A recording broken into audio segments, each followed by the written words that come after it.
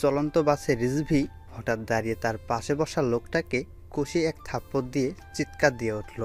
Driver সাহেব, বাস থামান। বাসের সবাই রিজভির দিকে হা করে তাকিয়ে আছে। রিজভির কোনো দিকে ভ্রুক্ষেপ নেই। পাশের লোকটাকে একের পর এক থাপ্পড় দিচ্ছে আর বলছে, নাম, বাস থেকে এখনই নাম। লোকটা কিছু বলতে চাচ্ছে কিন্তু বলার সুযোগ পাচ্ছে না। রিজভী বাসের দরজা থেকে 2টা সিট পরে জানালার পাশের সিটেই বসেছে। তার পাশের সিটটায় মধ্যবয়সী একটা লোক বসেছে।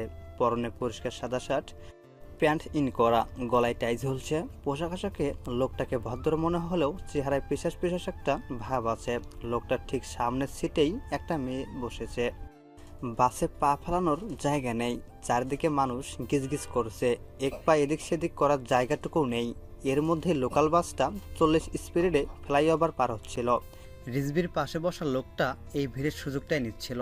সামনের সিট ধরে বসার নাম করে মেয়েটার পিঠ ছুঁয়ে দিচ্ছিল তার সিটে এবং পাশে চাপাচাপি করে দাঁড়িয়ে থাকা লোকগুলোর মাঝ দিয়ে হাত দিয়ে মেয়েটার বাহু থাই হপিও স্পর্শ করছিল। মেয়েটা ব্যাপারটা বুঝতে পেরে বারবার পিছনে তাকাচ্ছে। ঘেন্নায় মেয়েটার চোখ মুখ ছোট হয়ে যাচ্ছিল, কিন্তু কিছু বলার সাহস করে উঠতে পারছে না। রিজভি ব্যাপারটা খেয়াল করে লোকটাকে থাপড়ানো শুরু করছে। বাসের অন্যান্য যাত্রীরা এমন একটা ভদ্রলোককে এভাবে মার খেতে দেখে অবাক হয়ে গেল। একজন জিজ্ঞেস করেই বসলো, আপনি লোকটাকে শুধু শুধু এইভাবে মারছেন কেন? রিজভি মাথা থামিয়ে বলল, এমনি এমনি মারতেছি। সামনের মেয়েটার দিকে ইঙ্গিত করে বলল, ওনারে জিজ্ঞাসা করেন এমনি এমনি মারছে কিনা। রিজভি লোকটাকে কেন মারছে কারো আর বোঝার বাকি রইল না। লোকটাকে মারার জন্য আর কয়েকজন এগিয়ে আসলো। মারামারি দেখে ড্রাইভার বেশ কিছুক্ষণ আগেই বাস সাইড করে থামিয়েছে। সামনে থেকে ড্রাইভার চেঁচিয়ে উঠল, মিন্টু, এই শুয়োরের বাচ্চাকে বাস থেকে নামা। লোকটাকে মারতে মারতে ফ্লাইওভারের মাঝেই ধাক্কা দিয়ে নামিয়ে দেওয়া হলো। হেল্পার দেরি না করে লোকটার মুখের উপর বাসের দরজা লাগিয়ে দিল। ড্রাইভার বাসের গতি ধীরে ধীরে বাড়িয়ে লোকটার পাশ কেটে চলে গেল। লোকটা অসহায়ের মতো বাসের দিকে তাকিয়ে রইল। রিজভি ফার্মগেট পৌঁছে বাস থেকে নেমে পড়ল। কিছু দূর এগিয়ে যেতেই পিছন থেকে এই যে মিস্টার বলে কেউ ডাকছে। সে পিছনে তাকিয়ে দেখে একটা মেয়ে দ্রুত তার দিকে হেঁটে আসছে। রিজভি মেয়েটাকে চেনার চেষ্টা করলো, কিন্তু পরিচিত বলে মনে হলো না। আমাকে ডাকছেন? মেয়েটার সামনে আসতেই রিজভি জিজ্ঞাসা করলো, হ্যাঁ, আপনাকেই ডেকেছি। ও আচ্ছা, কোনো দরকার? না। তাহলে আমাকে আগে থেকে চিনেন? ধুর মিয়া, চিনলে তো আপনার নাম ধরেই ডাকতাম। বাসে আপনার সহযাত্রী ছিলাম। একটা মেয়ের প্রতি আপনার রেসপন্সিবিলিটি দেখে আপনার সাথে কথা বলার ইচ্ছা হলো। ও আচ্ছা। সব পুরুষের মন মানসিকতা যদি আপনার মতো হতো, তাহলে আমরা মেয়েরা কোথাও নিরাপত্তাহীনতায় ভুগতাম না। হাতের 5টা আঙ্গুল যেমন সমান নয়, তেমনি সব পুরুষ মানুষও সমান হয় না। সবখানেই ভালো মন্দ মিলিয়েই হয়। তা অবশ্য ঠিক বলেছেন। মেয়েটা একটু থেমে গেল। কোথায় যাচ্ছেন? একটা কফি শপে। কেউ অপেক্ষা করছে? হ্যাঁ। আপনার সাথে এতক্ষণ ধরে কথা বলছি, কিন্তু আপনার নামটাই জানা হলো না। রিজভি। আমার নাম অথই। আমি একটা প্রাইভেট কোম্পানিতে জব করছি। ও আচ্ছা। আচ্ছা, আপনি সবসময় এমন গম্ভীর হয়ে থাকেন? একটা মেয়ে সিধে সিধে কথা বলছে, কিন্তু আপনি কোনো পাত্তাই দিচ্ছেন না। আই এম সরি, কিছু মনে করবেন না। আসলে মনটা বেশি ভালো নেই, তাই বেশি কথা বলতে ইচ্ছে করছে না। ওহ সরি, তাহলে আমি মনে হয় আপনাকে বিরক্ত করছি। না না, বিরক্ত হচ্ছি না।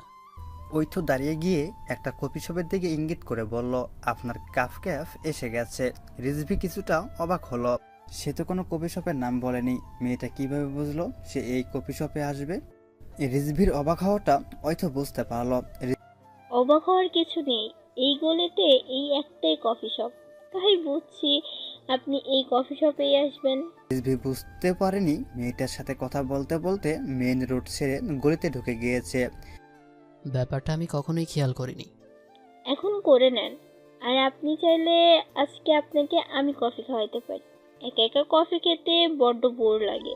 আমিও কোম্পানি পাবো, আপনারও কোম্পানি হয়ে যাবে। একা একা কফি খেতে হবে না। আমি একা একা কফি খাবো? আপনাকে কে বললো? কেউ বলেনি। আপনার জন্য কেউ অপেক্ষা করলে আপনি এত ধীর গতিতে হেঁটে আসতেন না, দ্রুত আসতেন। যেখানে আপনি স্বাভাবিকের চেয়েও ধীরে ধীরে এসেছেন। আর কেউ অপেক্ষা করছে জিজ্ঞাসা করার পর আপনি বড় একটা নিঃশ্বাস নিয়ে উত্তর দিয়েছেন। কোনো প্রশ্নের উত্তরে দীর্ঘ নিঃশ্বাস নেওয়ার মানে হলো দুইটা: এক, উত্তরটা বানিয়ে নেওয়া; দুই, কোনো ব্যাপারে আফসোস বা আক্ষেপ থেকে মুক্তি পাওয়ার জন্য দীর্ঘ নিঃশ্বাস নিয়ে আফসোস বা আক্ষেপটা নিঃশ্বাসের সাথে বের করে দেওয়া। মেয়েটার জ্ঞানের প্রশংসা করতে ইচ্ছা করলেও রিজভি নিজেকে বিরত রাখলো। মুচকি হেসে বলল, এখন চলুন, বাইরে দাঁড়িয়ে না থেকে কফি খেতে খেতে কথা বলা যাক। ঐথ মুচকি হেসে বলল। চলুন।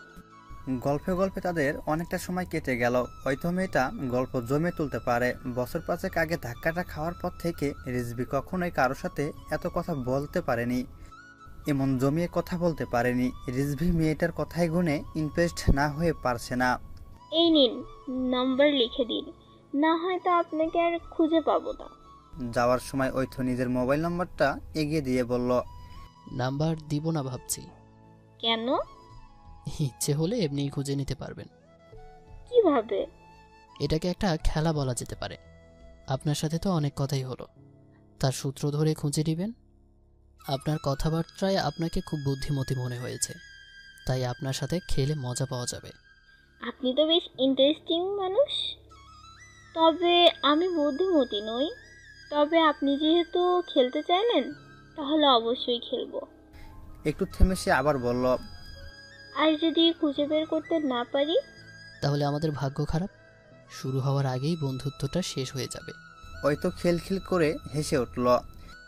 আপনি খুব চতুর লোক। কি আবার কি করলাম? এই যে কি অভিনব কায়দায় বন্ধুত্বের অফার করে বসলেন। তবে আপনি যেহেতু গেম খেলতে চেয়েছেন, গেমটাই হবে। রিজভিকে আর কিছু বলার সুযোগ না দিয়েই ঐথ নিজের গন্তব্য হাঁটতে শুরু করলো। রিজভি অফিস থেকে একদিনের ছুটি নিয়েছিল। প্রতি বছরেই সেই একটা দিন ছুটি নেয়। এই দিনটা তার জীবনের বিশেষ একটা দিন। এই দিনটা সে কারোর সাথেই শেয়ার করতে চায় না, একা থাকতে চায়। বারান্দায় ইজি চেয়ারে বসে দিনটা কাটিয়ে দিতে চায়। কিন্তু এবার আর তার একা থাকা হলো না। সকাল 6টায় তার সহকারী ফোন দিয়ে তার ঘুম ভাঙিয়ে দিল। স্যার, একটা খারাপ খবর আছে। কি? কিছুক্ষণ আগে রমনা থানার ওসি ফোন দিয়ে বলল আরও একটা লাশ পাওয়া গিয়েছে। কোথায়? রমনা পার্কেই। এইটা কি আমাদের কেসের সাথে সম্পৃক্ত? হ্যাঁ স্যার, ওসির মুখের বর্ণনায় তো মনে হলো ঠিক আগের দুইটা যেভাবে করা হয়েছিল, এটাও ঠিক সেভাবেই করা হয়েছে। পুরুষাঙ্গ, কান, হাতের কবজি কেটে ফেলা হয়েছে, চোখ দুটাও উঠিয়ে নিয়েছি। আচ্ছা, তুমি টিম নিয়ে চলে যাও, আমি আসছি। স্যার, আপনি তো ছুটি নিয়েছেন আজ, তবুও আসবেন? তাছাড়া আর উপায় কি? কেসটা তো সলভ করতে হবে। রিজভি ফ্রেশ হয়ে রমনা পার্কের উদ্দেশ্যে বের হয়ে গেল। সে পুলিশের গোয়েন্দা বিভাগে কর্মরত আছে। এতদিন সে সহযোগী হিসাবে অনেক কেস সলভ করলেও এটাই তার প্রথম কেস যেখানে সে লিড দিচ্ছে। তার বয়স 28 কি 29 হবে। এই অল্প বয়সে কোনো সিরিয়াল কিলারের মামলা তদন্তে ভার পাওয়াটা কম বড় অ্যাচিভমেন্ট নয়। সে এত বড় মামলা হাতে পেয়ে খুশি হয়েছিল, কিন্তু এখন পর্যন্ত সে বাজেভাবে ব্যর্থ। একের পর এক খুন হয়ে যাচ্ছে, কিন্তু সে কোনো কুলকিনারা করে উঠতে পারছে না। এই নিয়ে গত 4 মাসে 3টা খুন হয়ে গেল, কিন্তু সে কিছুই করতে পারেনি। তবে বহিঃ বৈশিষ্ট্যগুলো বলে দিচ্ছে এইটা কোনো সিরিয়াল কিলারের কাজ। প্রতিটা খুনের ধারণ একই: হাত মুখ বেঁধে লিঙ্গ হাত কাটা হচ্ছে, চোখ তুলে ফেলা হচ্ছে, তার শ্বাসনালী কেটে মারা হচ্ছে, কি অসহ্য যন্ত্রণা দিয়ে মারা হচ্ছে। লাশের সাথে সবকিছু ফেলে রেখে গেলেও খুনির পুরুষঙ্গ নিয়ে যাচ্ছে। রিজভি রমনায় ঢুককেই তার সহকারী আদনানকে দেখতে পেল। তাকে দেখে আদনান তার সামনে এসে বলল, স্যার, এবারও খুনি ভিকটিমের পুরুষাঙ্গ নিয়েই গেছে। খুনির কোনো ক্লু পেলে? না স্যার, কিছুই পাওয়া যায়নি। Murder weapon? না স্যার, তা পাওয়া যায়নি। ভালো করে সার্চ করো, কোনো ক্লু পাওয়া যায় কিনা সেটা দেখো। দরকার হলে ফরেনসিক টিমকে নিয়ে যাও, কোনো ফিঙ্গার বা ফুটপ্রিন্ট পাওয়া যায় কিনা সেটা দেখো। রিজভি আর আদনান কথা বলতে বলতে লাশের কাছে চলে আসে। লাশটা চারটিকে নির্দিষ্ট এক জায়গায় টেপ মেরে সিল করে দেওয়া হয়েছে। সে জায়গাটুকুতে সাধারণত প্রবেশ নিষেধ। লাশটা সাদা কাপড়ে ঢেকে রাখা হয়েছে। রিজভি লাশটা দেখে তাকিয়ে বলল, লাশটা পোস্টমর্টেমের জন্য পাঠানোর ব্যবস্থা করো। সে লাশটার কাছাকাছি গিয়ে বসল। মাথার দিকে কাপড়টা সরাতে সে বাজেভাবে শক খেল। সে লোকটাকে চিনে, গতকাল যাকে মেরে বাস থেকে নামিয়ে দিয়েছিল সে লোকটাই। কিন্তু এই লোকটাকে কেন খুন করা হলো তার বুঝে আসছে না।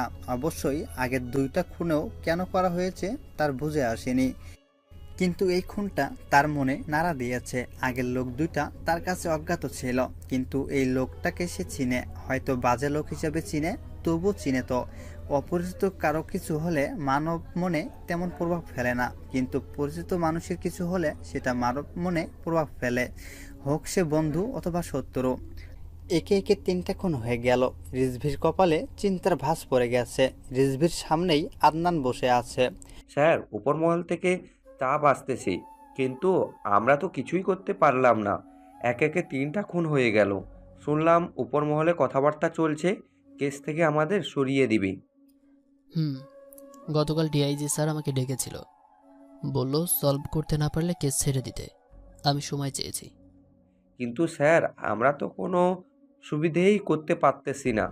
আমার মনে হচ্ছে আমরা খুব শীঘ্রই কেস সলভ করে ফেলব।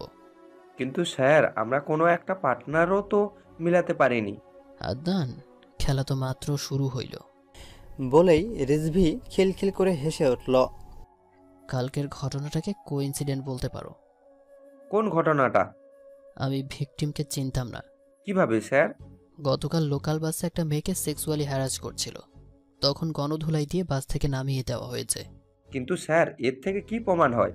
খুনি পুরুষাঙ্গ কেটে নিয়ে যায়, চোখ উপড়ে ফেলে, হাত কেটে ফেলে। মানে নিশ্চিত করে বলা যায় ভিকটিমগুলো সেক্সুয়াল হ্যারাজার অথবা এর চেয়ে বড় কোনো ক্রিমিনাল। রিজভি একটু থেমে একটা কাগজ নিয়ে তাতে কিছু লিখে আদনানের হাতে দিল। ভিকটিমের ছবি নিয়ে এই অফিসে যাও। সম্ভবত ভিকটিম এই অফিসেই চাকরি করে। কাল তার বুক পকেটে আইডি কার্ড ছিল। গণপিটুনিতে পকেট ছিঁড়ে বের হয়ে গিয়েছিল, তখন দেখেছি। জি স্যার। আদনান কিছু দূর এগিয়ে আবার ফিরে আসলো। কিন্তু স্যার, খুনি অবধি আমরা কিভাবে পৌঁছবো? ওই মুহূর্তে বাসে কারা কারা ছিল জানতে পারলে হয়তো খুনি অবধি আমরা সহজেই পৌঁছাতে পারতাম। আমার মনে হয় খুনি তখন বাসেই ছিল। কিন্তু স্যার, লোকাল বাসে যাত্রীদের খোঁজ পাওয়া তো মুশকিল। তা মুশকিল, কিন্তু অসম্ভব নয়। বাংলা মোটর মোড়ে সিসি ক্যামেরা আছে। ফ্লাইওভারের পরে সেটাই প্রথম স্টপেজ। সেখানের সিসিটিভি ফুটেজ ম্যানেজ করো। পরের স্টপেজে কাউরান বাজার, সোনারগাঁও হোটেলের সাথেই। সোনারগাঁও হোটেলের রোড সাইডের সিসিটিভির ফুটেজগুলো লাগবে। পরের স্টপেজ ফার্মগেট, ঠিক অ্যাপেক্সের সামনেই। অ্যাপেক্সের সিসিটিভি ফুটেজও পাওয়া যাবে। বিকেল 4টা থেকে 6টার সিসিটিভি ফুটেজ আনবে। Okay sir. আদনান চলে গেল। ভিকটিমের পরিচয় পাওয়া গেছে। নাম মাসুদ আহমেদ। মিরপুরে পরিবার নিয়ে বসবাস করে। বছর 2 আগে বিয়ে করেছে। পরিবারের স্ত্রী আর 7 মাসের একটা বাচ্চা আছে। স্ত্রীকে লাশ শনাক্ত করার জন্য খবর দেওয়া হয়েছে। পরদিন আদনান সিসিটিভি ফুটেজগুলো নিয়ে আসলো, কিন্তু একটা সিসিটিভি ফুটেজও স্পষ্ট নয়। মানে বাস থেকে নামছে উঠছে বোঝা যাচ্ছে না। তাই এগুলোর আশা ছেড়ে দিল। ভিকটিমদের মধ্যে কি যোগসূত্র আছে মেলানোর চেষ্টা করতে লাগলো, কিন্তু তেমন কিছু পাচ্ছে না। রুনা কবির ভেবে পাচ্ছেন না প্রতিটা খুনের মধ্যে কানেকশন কি। তবে পরশুদিন খুন হওয়ার মাসুদ আহমেদ নামটা তার কাছে পরিচিত মনে হলো। সে নামটা কোথাও শুনেছে, কিন্তু মনে করতেই পারছে না কোথাও শুনেছে। অনেক ভেবেচিন্তেও যখন মনে করতে পারলো না, তখন সে ভেবে নিল কত সময় কত মানুষের সাথেই তো দেখা হয়, হয়তো তাদের মধ্যেই কারো নাম ছিল মাসুদ আহমেদ। কিন্তু ব্যাপারটা তার মন মেনে নিতে পারছে না। তার মনে হচ্ছে লোকটাকে সে আগে কোথাও দেখেছে। রুনা কবির একজন ক্রাইম রিপোর্টার, স্বনামধন্য নিউজ পেপারে কাজ করে। সে আবার শখের গোয়েন্দাও। শখের বয়সে এই কেসটা তদন্ত করা শুরু করছে। রুনা নিজের ফ্ল্যাটে একটা রুম অফিস রুম হিসেবে ব্যবহার করে। সে অফিস রুমে গিয়ে মার্কার নিয়ে হোয়াইট বোর্ডের সামনে দাঁড়িয়ে গেল। আগের 2 ভিকটিমের পাশে মাসুম আহমেদের ছবি লাগিয়ে দিল। বোর্ডের ঠিক উপরের প্রশ্নবোধক চিহ্ন দেওয়া, তার পাশে লেখা খুনি। সে চিহ্নটার দিকে তাকিয়ে ভাবতে লাগলো, কে এই খুনি, আর এই খুনগুলো কেনই বা করছে? খুনের পিছনে মুভিট কি, নাকি খুনি শুধু একজন সিরিয়াল কিলার? আর ভিকটিমদের ভিতরে কানেকশন কি? হঠাৎ প্রথম ভিকটিমের উপর তার নজর পড়ল। নাম রেজাউল করিম, পেশায় ব্যবসায়ী। বছর 5 আগে চট্টগ্রাম থেকে পরিবার নিয়ে ঢাকায় চলে এসেছে। দ্বিতীয় ভিকটিমের দিকে তাকিয়ে দেখলো, হ্যাঁ, সেও ঢাকার বাসিন্দা নয়, বছরখানেক আগে ঢাকায় এসেছে। এর আগে চট্টগ্রামে থাকতো, ঢাকায় এসে রাজনীতিতে জড়িয়ে গেছে। এখনো বিয়ে করেনি। বিভিন্ন থানায় একাধিক মামলা আছে। রুনা কবির ভিকটিমদের পূর্বের লোকেশনগুলো লাল কালিতে মার্কার করে রাখলো। সে নিজের মাথায় চাপড়ালো, আগে কেন ব্যাপারটা খেয়াল করেনি। প্রথম দুই ভিকটিম চট্টগ্রামে থাকতো, কয়েক বছর আগে ঢাকায় এসেছে, কিন্তু চট্টগ্রাম ছেড়ে তারা ঢাকায় কেন এসেছে কথাটা জিজ্ঞেস করার প্রয়োজন মনে করেনি। তার মনে হতে লাগলো তাদের ঢাকার আসার পিছনে হয়তো কোনো গল্প আছে যা তাদের মৃত্যুর কারণ হয়ে দাঁড়াচ্ছে। কিন্তু সেই গল্পটা কি? রক্তের খেলা কি এখানে শেষ, না আরও আছে? শেষ না হলে পরবর্তী ভিকটিম কে? হরেক রকম প্রশ্ন তার মাথায় ঘুরপাক খেতে লাগলো। সে বুঝে উঠতে পারছে না কিভাবে তার আগানো উচিত। তার মনে হচ্ছে তাকে গাইড করার জন্য একজন গুরু থাকা দরকার ছিল। তার থেকে কাজ শিখতে পারলে হয়তো কেসগুলো আরও সুন্দর করে গুছিয়ে এগোতে পারত। সে বুঝে উঠতে পারছে না তার পরবর্তী পদক্ষেপ কী হওয়া উচিত। সে তার ডায়েরি বের করে তার পরবর্তী পদক্ষেপগুলো লিখতে লাগলো। নাম্বার 1, ভিকটিম 3 জনের মধ্যে লিঙ্ক খুঁজে বের করা। Number 2, motive of murder. Number 3, পরবর্তী ভিকটিম কে হতে পারে খুঁজে বের করা। সে ডায়েরি বদ্ধ করে ভাবল, ভিকটিমদের মধ্যে কানেকশন খুঁজে বের করতে হলে তাদের সম্বন্ধে আরও জানতে হবে। তার জন্য ভিকটিমদের পরিবারের সাথে দেখা করা দরকার। রুনা কবির বাসা থেকে বের হয়ে গেল। উদ্দেশ্য রেজাউল করিমের ছোট ভাই। তাকে ফোন করে একটা কফি শপে আসতে বলা হয়েছে। ঢাকার জামে বসে থেকে সে বিরক্ত হয়ে উঠছে। বাসে বাদামালা উঠছে। 10 টাকার বাদাম কিনে নিল। খাওয়া শেষে বাদামের ঠোঙ্গাটা দেখতে লাগলো। একটা পত্রিকার কাটপিস অভ্যাস মতো লেখাগুলো পড়তে লাগলো। একটা নিউজের অংশে তার চোখ আটকে গেল, কিন্তু নিউজ সম্পূর্ণ নেই। পত্রিকাটা কবেকার সেটাও বোঝা যাচ্ছে না। তবে সে এই নিউজটা আগেও পড়ছে। বিশ্ববিদ্যালয়ে পড়াকালীন সময়ে সে নিউজটা পড়ছিল। সে ধারণা করছে নিউজটা হয়তো 3-4 বছর আগের। সে বাস থেকে নেমে গেল, আর একটা বাসে উঠে নিজের পত্রিকা অফিসের দিকে রওনা দিল। হয়তো পুরনো পত্রিকা খুঁজে কিছু পাওয়া যাবে। তার মন বলছে সে এই কেসটার গুরুত্বপূর্ণ কিছু পেতে যাচ্ছে। প্রতি বৃহস্পতিবার সন্ধ্যায় অফিস শেষ করে রিজভি কাপ ক্যাফেতে বসে কফি খায়। এটা তার গত কয়েক বছরের রুটিন। অফিস শেষ করে সে কাপ ক্যাফের উদ্দেশ্যে বের হয়ে গেল। কাপ ক্যাফেতে ঢুকতেই কর্নারের টেবিলেই তার চোখ পড়ল। একটা মেয়ে বসে আছে। মেয়েটাকে সে চিনতে পারল। গত সপ্তাহে দেখা হওয়া ঐথ। রিজভি 2 কাপ কফির অর্ডার দিয়ে কর্নারের টেবিলটায় গিয়ে বসে পড়ল। ওর জন্য অপেক্ষা করছেন? ঐথ মাথা নেড়ে হ্যাঁ বলল। বাহ, এই 7 দিনে আপনার অনেকটা সময় আমার জন্য নষ্ট হলো। মোটেও না, আমি শুধু আজই এসেছি। মানে আপনি জানতেন আমি আজ এখানে আসব? হ্যাঁ, কিভাবে? গত বৃহস্পতিবারে আপনি চলে আসার পর আমি ম্যানেজারকে জিজ্ঞাসা করেছিলাম। তাই? কিন্তু আমি যে সব সময় এখানে আসি এটা আপনার কেন মনে হলো? আপনার বাসার পেছনের দিকে কফি খেতে এদিকে আসার কোনো প্রয়োজন নেই, তবুও আপনি অনেকটা হেঁটে এখানেই আসেন। তাই মনে হলো এটার সাথে আপনার কোনো ইমোশনাল অ্যাটাচমেন্ট আছে। ওয়েট।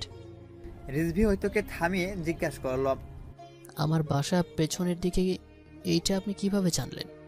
গত সপ্তাহে ওঠার আগে আপনি বলেছিলেন যে চলুন উঠি, বাসায় যাওয়ার দরকার। তারপরে আপনি গলি থেকে বের হয়ে পেছনের দিকে হাঁটা দিয়েছিলেন, তাই মনে হয়েছে।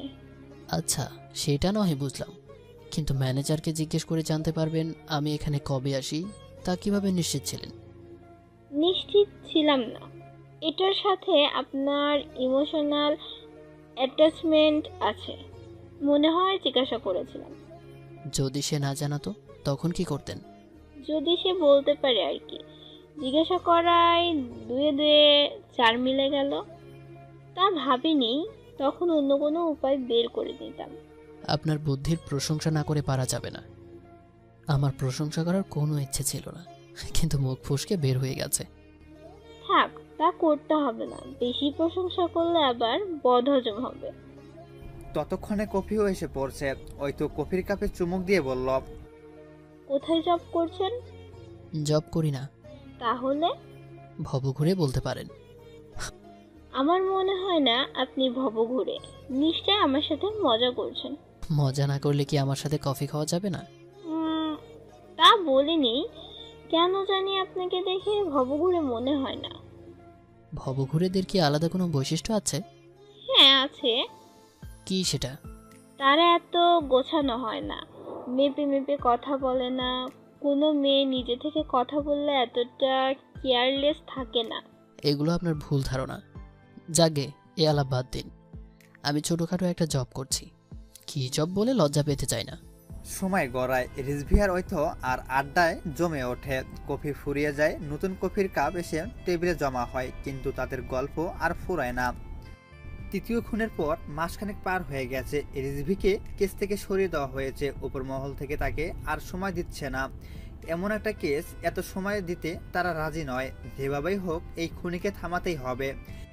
তাই তারা অভিজ্ঞত আর নতুন কাউকে কেস দেওয়ার সিদ্ধান্ত নিয়েছে।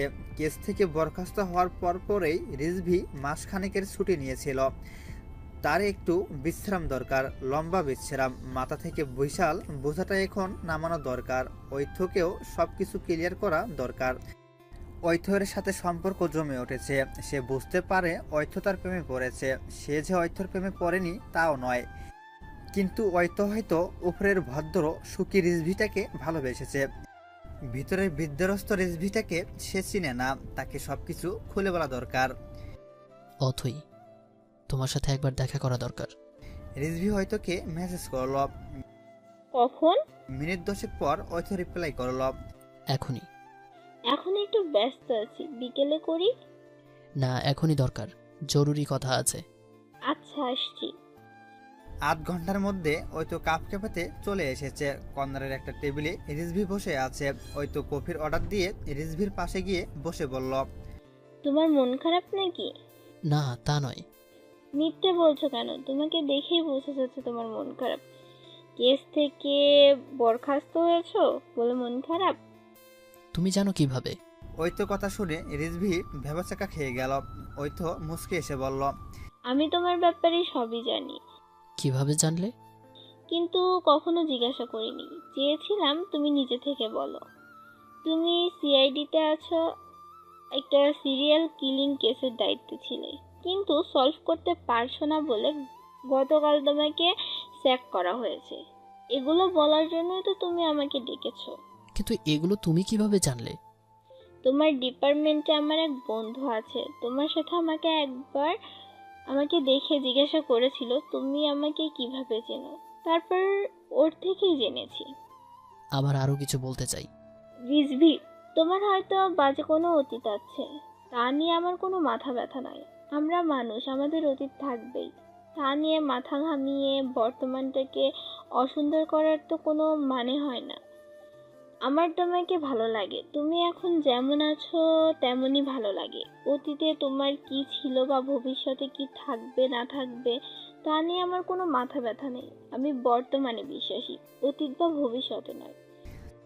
রিজভি কিছু একটা বলতে গিয়েও বলল না। কিছুক্ষণ চুপ থেকে উঠে দাঁড়িয়ে বলল, হয়তো আমি আজ উঠি, আমার কিছু ভালো লাগছে না। সে উঠে চলে গেল। হয়তো বুঝতে পারছে না রিজভির কি হয়েছে, সে এমন কেন করছে। একটা কেসের জন্য কেউ এতটা আপসেট হতে পারে না।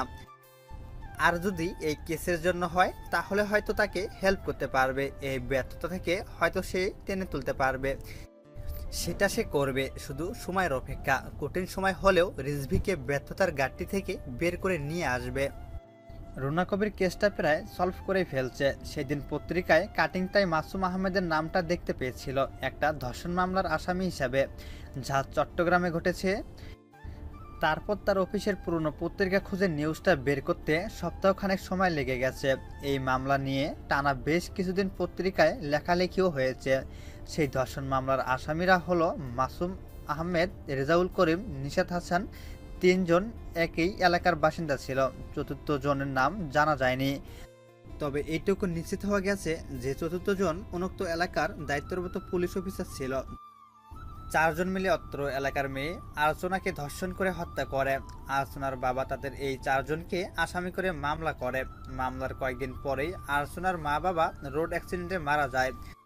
বাদী সাক্ষী প্রমাণ অভাবে এবং উন্মুক্ত পুলিশ অফিসারের দ্রুততায় মামলাটাও বন্ধ হয়ে যায়। কিন্তু এলাকার জনগণ খুব ক্ষেপে গিয়েছিল। তখন স্থানীয় এক নেতার সহযোগিতায় তারা 4 জন পালিয়ে যায়। পরবর্তী স্থানীয় নেতা নিজ বাসভবনে খুন হয়। এখন রাত 11টা বাজে। রুনা কবির পুরো কেসটা ভালো মতো স্টাডি করে নিজের চেয়ারে হেলান দিয়ে বসে।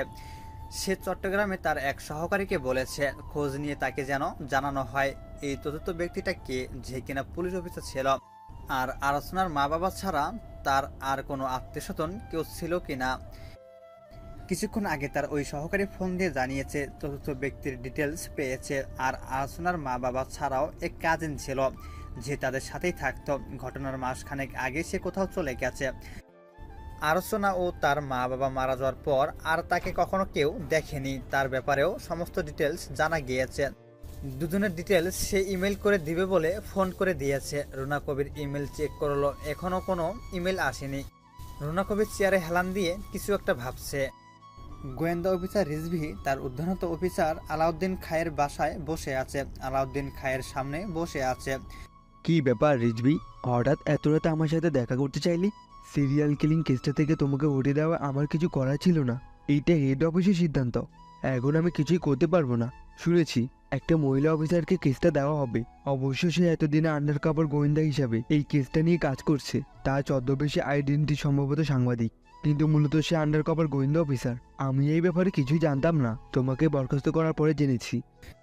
আলাউদ্দিন খায়ের একটু থেমে কিছু একটা ভেবে বলল। মিনিট পাঁচেক পর সে 2 কাপ চা নিয়ে ফিরে আসলো। রিজভির হাতে 1 কাপ চা দিয়ে নিজে বসতে যাবে তখনই আরেক রুম থেকে মোবাইলের রিংটোন ভেসে আসলো। চায়ের কাপটা টেবিলের উপর রেখে বলল, তুমি বসো, তোমার জন্য চা নিয়ে আসছি। বসো, দেখি কে ফোন দিয়েছে।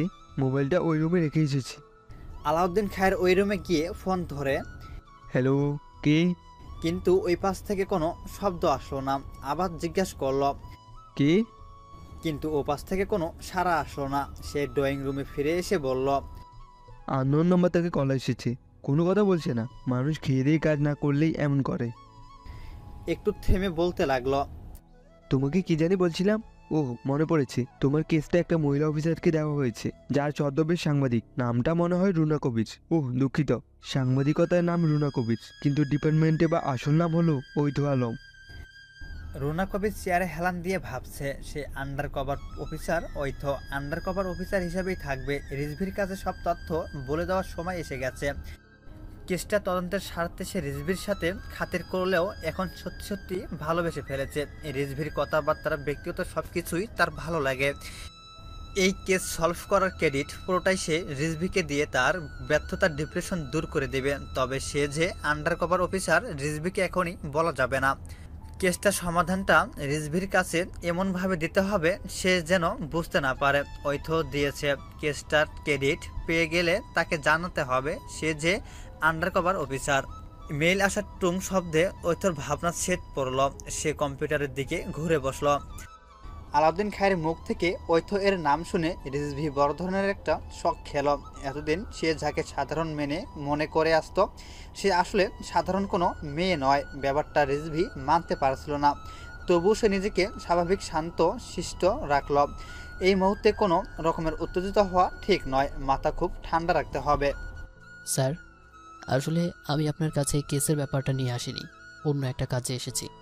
কি কাজ? কাজের কথা বলার আগে আপনাকে একটা গল্প বলি। বলো। আমার জীবনের গল্প। স্যার, আমি আমার জন্মের পর আমার বাবা মাকে দেখিনি। ছোটবেলা থেকে মামা মামির সাথে থেকে বড় হয়েছি। তারাই আমাকে পড়ালেখা করিয়ে এই পর্যন্ত পাঠিয়েছেন। যে গল্পটা বলবো সেটা 5 বছর আগের। আমি মাত্র পুলিশে জয়েন করেছি বলতে তখনও পোস্ট কনফার্ম করা হয়নি। মাত্র ট্রেনিংয়ে যোগ দিয়েছি। দেশের বাইরে ট্রেনিংয়ে পাঠিয়েছে। দেশে টোটালি যোগাযোগ অফ। ট্রেনিং শেষে দেশে এসে দেখে আমার সব শেষ হয়ে গেছে। মানে কি হয়েছিল? বলছি স্যার, আমাকে আগে 1 গ্লাস পানি খাওয়ান। রিজভির কপাল বেয়ে ঘাম ঝরছে। ঐথ মেইলটা খুলে হা করে তাকিয়ে আছে। সে নড়াচড়া করার শক্তিটাও হারিয়ে ফেলেছে। কি করবে বুঝে উঠতে পারছে না। মেইলের 2টা লোককেই সে চেনে। একজনকে খুব ভালো করেই চেনে, তার খুব আপনজন। সে ব্যাপারটা মানতে পারছে না। একবার উঠে দাঁড়ায়, কি ভেবে আবার বসে পড়ে। মোবাইল হাতে নেয়, আবার রেখে দেয়। সে কি করবে না করবে কিছুই বুঝতে পারছে না। তার কি করা উচিত ভেবে পাচ্ছে না। সে চতুর্থ ব্যক্তি বর্তমান সিআইডির ঊর্ধ্বতন কর্মকর্তা আলাউদ্দিন খাইকে বাঁচাবে নাকি তার প্রিয় মানুষ রিজভিকে তার প্রতিশোধ নিতে দিবে, সে কিছুই বুঝে উঠতে পারছে না। সে চেয়ারে হেলান দিয়ে বসে মাথা ঠান্ডা করার চেষ্টা করে। আলাউদ্দিন খায়ের পানি এনে রিজভির হাতে দেয়। রিজভি এক ঢোকে 1 গ্লাস পানি শেষ করে ফেলে। স্যার, মনে আছে এই কেসটা আমাকে দেওয়ার জন্য আমি আপনাকে রিকোয়েস্ট করেছিলাম? হ্যাঁ মনে আছে। স্যার, আপনি অর্চনাকে চেনেন? স্যার, আপনার মনে নেই? আমি মনে করিয়ে দিচ্ছি। এই যেটা আপনারা সিরিয়াল কিলিং বলে আমাকে দিয়ে তদন্ত করাচ্ছেন, সেটা যে সিরিয়াল কিলিং না, আপনি খুব ভালো করেই জানেন। কেউ প্রতিশোধ নিচ্ছে। ওরা আপনারই তো সঙ্গী ছিল। আপনারা 4 জন মিলেই তো একটা পরিবার শেষ করে দিয়েছিলেন। আমি সেই অর্চনার কথা বলছি। জানেন স্যার এইটা কে ছিল? রিজভি একটু থামল। এই অর্চনা আমার জীবনের অর্ধাংশ ছিল। বলে রিজভি বন্দুক উঠিয়ে ধরল। স্যার, আপনি যখন ফোন ধরতে গিয়েছিলেন তখন আমি আপনার চায়ে নেশাদ্রব্য মিশিয়ে দিয়েছি। কিছুক্ষণের মধ্যেই নেশাগ্রস্ত হয়ে যাবেন। তখন আপনাকে টাইট করে বাঁধব। তারপর আপনার নেশা যখন কেটে যাবে তখন আপনাকে ওই 3টার মতোই বিভৎসভাবে খুন করব। আলাউদ্দিন খায়ের ভয়ে কাঁপছে, তার কপাল বেয়ে ঘাম ঝরছে। কিছু একটা বলতে চাচ্ছে কিন্তু বলতে পারছে না, তার কথা গলাতেই আটকে যাচ্ছে। ঐথ অনেক ভেবেচিন্তে সিদ্ধান্ত নিল রিজভিকে শেষ খুনটা করতে দেবে না, বরং আইন অনুযায়ী আলাউদ্দিন খায়ের শাস্তি দেবে। দরকার হলে মার্ডারগুলো ও আলাউদ্দিন খায়ের উপরে চাপিয়ে দেবে। সে নিজের সার্ভিস পিস্তলটা ডয়ার থেকে বের করে ব্যাগে ভরে নিল। রিজভিকে ফোন দিল কিন্তু ফোন ধরছে না, কেটে দিচ্ছে। কয়েকবার ফোন দেওয়ার পর ধরল না, কেটে দিল। সে গাড়ি নিয়ে বের হয়ে গেল। উদ্দেশ্য রিজভির বাসা। সেখানে গিয়ে তাকে বুঝিয়ে সুঝিয়ে সব কিছু ম্যানেজ করতে হবে। বারবার ফোন আসায় রিজভির ফোনের দিকে মনোযোগ চলে যাচ্ছিল। সেই সুযোগে আলাউদ্দিন খায়ের তাকে আক্রমণ করে বসল। রিজভির পিস্তল দূরে ছিটকে পড়ল। দুইজনের হাতাহাতি শুরু হয়ে গেল। ঐথ রিজভির বাসার সামনে গিয়ে দেখে বাসার বাহির থেকে লক করা। সে বুঝে উঠতে পারল না রিজভি কোথায় গিয়েছে। হঠাৎ তার মনে হলো রিজভি হয়তো আলাউদ্দিন খায়ের বাসায় গিয়েছে। সে গাড়ি ঘুরিয়ে আলাউদ্দিন খায়ের বাসার দিকে রওনা দিয়ে দিল। আলাউদ্দিন খায়ের দরজার সামনে দাঁড়াতেই গুলির শব্দ পেল। হয়তো বুক ধুকধুক করে উঠল। সে বুঝতে পারল রিজভি এখানেই আছে, কিন্তু ভেতরে যে গুলিটা ছোড়া হয়েছে সেটা কার গায়ে লেগেছে বুঝে উঠতে পারল না। সে পকেট থেকে পিন বের করে আলাউদ্দিন খায়ের ঘরের লক খুলে ফেলল। ভিতরে ঢুকতেই পুরো ঘর এলোমেলো দেখালো। ঘরের আসবাবপত্র ভেঙে চুরে এদিক সেদিক ছুটিয়ে ছিটিয়ে আছে। হয়তো আরেকটু ভেতরের দিকে যেতেই রিজভিকে দেখতে পেল। এক কোণে পড়ে আছে, বুকে বেয়ে রক্ত ঝরছে। তার পাশেই আলাউদ্দিন খায়ের তার দিকে পিস্তল তাক করে বসে আছে, ট্রিগারে আঙ্গুল। এখনই বুঝি ট্রিগারটা চেপে দিবে। হয়তো সে সুযোগ দিল না, নিজের পিস্তল চেপে গুলি ছড়ল। আলাউদ্দিন খায়ের মাথার পিছন দিকটা চূর্ণ বিচূর্ণ হয়ে গেল। ঐথ পিস্তল ফেলে রিজভির কাছে গিয়ে বসল। রিজভির মাথা টেনে নিয়ে নিজের উরুর উপর রাখল। রিজভির এখনো পুরোপুরি জ্ঞান আছে। ঐথ ফোন দিয়ে অ্যাম্বুলেন্স ডাকল। অথই, আমাকে কোনো হাসপাতালে নিয়ে লাভ হবে না। আমার সময় শেষ হয়ে এসেছে। রিজভি ভাঙা গলায় বলল। এমন কথা বলো না রিজভি, তোমার কিছু হবে না। ঐথ চোখ বেয়ে পানি ধরে পড়ল। জানো অথই, ছোটবেলা থেকেই অর্জনের সাথে ঝগড়া করে বড় হয়েছি। ধীরে ধীরে যত বড় হয়েছি আমরা বুঝতে শুরু করলাম একে অপরকে ছাড়া আমরা অপূর্ণ। আমাদের বিয়েও ঠিক হয়ে গিয়েছিল। আমি দেশে ফিরে চাকরিতে জয়েন করলেই বিয়ে করে নিতাম, কিন্তু দেখো সব কিছু ধ্বংস হয়ে গেল। আমাদের স্বপ্ন ভেঙে গেল। এখন আমিও চলে যাচ্ছি। অর্চনা আমাকে ডাকছে, আমার যেতে হবে। চোখ বেয়ে পানি ধরে পড়ল। অতিরিক্ত রক্তক্ষরণে রিজভির চোখ ঝাপসা হয়ে আসছিল।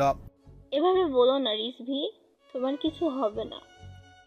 রক্তক্ষরণ বন্ধ করার জন্য ঐথ রিজভির বুক চেপে ধরল। রিজভির চোখ বন্ধ হয়ে আছে। বাইরে থেকে অ্যাম্বুলেন্সের সাইলেন্স ভেসে আসতে লাগলো। পরিশেষে রিজভিকে মেডেল দেওয়ার ঘোষণা করা হয়েছে। এমন একটা কেস সলভ করার পুরস্বরূপ প্রমোশন দেওয়ার সিদ্ধান্ত নেওয়া হয়েছে। ঐথ হেডকোয়ার্টারে পুরো কেসটা বর্ণনা করল। তারা বিশ্বাস করতে পারেনি এমন একজন জঘন্য লোক তাদের ডিপার্টমেন্টে গুরুত্বপূর্ণ পোস্টে বসে আছে। কেস ক্লোজড করা দেওয়া হয়েছে। ঐথ রিপোর্ট দিয়েছে আলাউদ্দিন খায়ের তার পূর্বের কমান্ডার ঢাকার জন্য খুনগুলো করছিল। এমন বিভৎসভাবে করেছে যেন দেখে মনে হয় এটাই কোনো সিরিয়াল কিলারের কাজ। সে যখন বুঝে গেছে রিজভি তার ব্যাপারে জেনে গেছে, তখন রিজভিকে কেস থেকে বরখাস্ত করে দেওয়ার আবেদন করেছে। রিজভিকে বরখাস্ত করে জোরপূর্বক এমন 1 মাস ছুটিও দিয়েছে। এই সুযোগেই আলাউদ্দিন খায়ের রিজভিকে খুন করাতে চেয়েছিল। রিজভিও একটা ভুল করে বসে। এই কেস থেকে বরখাস্ত হওয়ার পর কাউকে কিছু না বলেই আলাউদ্দিন খাইকে ধরতে যায়। সে ভেবেছিল প্রমাণ আরও শক্ত করে তাকে ধরে ফেলবে, কিন্তু ধূর্ত আলাউদ্দিন খাইকে সে সুযোগ দিতে চায়নি। রিজভির উপর আক্রমণ করে বসে। সেখানেই দুজনের হাতাহাতিতে আলাউদ্দিন খাইয়ের মাথায় গুলি লাগে। তার আগে অবশ্য রিজভির পাঁজরে গুলি লাগে। তখন সে অয়থকে ফোন দেয়। তার মনে হচ্ছিল সে যে মারা যাবে, তাই প্রিয় মানুষের সাথে শেষবারের মতো কথা বলার জন্য ফোন দেয়। তখন অয়থ সেখানে গিয়ে তাকে উদ্ধার করে। হেডকোয়ার্টারের আগে থেকেই জানতো তদন্তের সাথে অয়থ ছদ্মবেশী রিজভির সাথে মিশেছে, তাই অয়থর কোনো কথাই তারা অবিশ্বাস করেনি। অয়থ হেডকোয়ার্টার থেকে বের হয়ে হাসপাতালে চলে আসলো। রিজভির কেবিনে ঢুকতে দেখে রিজভি বেডে শুয়ে আপেল খাচ্ছে। অয়থকে দেখতে পেয়ে রিজভি বলল, আমার অ্যারেস্ট ওয়ারেন্ট বের হয়ে গেছে। হুম, তাহলে সময় নিচ্ছেন কেন? অ্যারেস্ট করে ফেলুন। কিন্তু আপনার অনুমতি ছাড়া কিভাবে? মজা করছেন? আসামিকে অ্যারেস্ট করতে তার অনুমতি নিতে হয় জানা ছিল না। এই ছোট জেলে বন্দি হবেন? অয়থ রিজভির পাশে বসে রিজভির হাতটা নিয়ে নিজের উপর রেখে বলল। আমার বাকি জীবন সরকারি জেলে কাটবে। রিজভি হাত সরিয়ে নিয়ে বলল। অয়থ উঠে দাঁড়িয়ে নিজের ব্যাগ থেকে 2টা খাম বের করে রিজভির বুকের দিকে ছুঁড়ে মেরে বলল, এই নিন আপনার মেডেল গ্রহণের ইনভাইটেশন আর প্রমোশন লেটার। রিজভি অবাক হয়ে গেল। তাহলে আমাকে বাঁচিয়ে দিয়েছেন? এমন অপরাধীকে বাঁচানো উচিত হয়েছে? এমন একজন খুনির মুক্ত আকাশের নিচে ঘুরে বেড়ানোটা কি ঠিক হবে? অয়থ মুচকি হেসে বলল, mister everything fair and love and world, তাই আপনার বা আমার কারোরটাই আনফেয়ার হয়নি। আর আপনাকে মুক্ত আকাশের নিচে ঘুরতে দিব কে বলেছে? অয়থ নিজের বুকের বাম পাশে হাত রাখল। বড় জেলখানা থেকে বাঁচিয়েছি যেন এই ছোট জেলখানায় বন্দি করতে পারি। আপনার কোনো অসুবিধা আছে? হুম, আছে। এই ছোট্ট জেলখানায় থাকতে পারবো না। কিন্তু আমার কিছু করার নেই, থাকতেই হবে। বলে অয়থ বেডের উপর বসে রিজভির বুকে মাথা রাখল। রিজভি 2 হাত দিয়ে অয়থকে জড়িয়ে ধরতে গিয়ে উফ করে উঠল। স্যালাইনের নল লাগানো হাতটা সরিয়ে এক হাতেই অয়থকে জড়িয়ে ধরল।